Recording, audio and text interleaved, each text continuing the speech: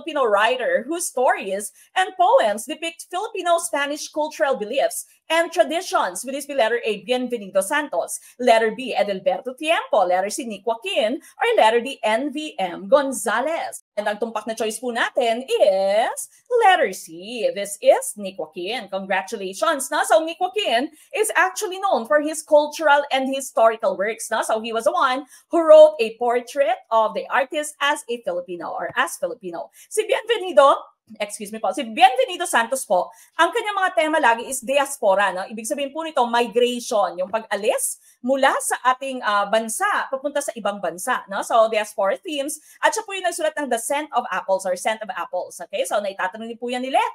Si Edelberto Tiempo naman po was a fiction and novel writer. No? Siya po yung asawa ni Edith Tiempo. Di ba? So, siya yung, si Edith Tiempo, yung well-known for her love sonnets. Di ba? And of course, NBM Gonzalez, kanya naman po na isusulat ay ang social realities. Okay? So here, letter C ang ating tumpak na choice.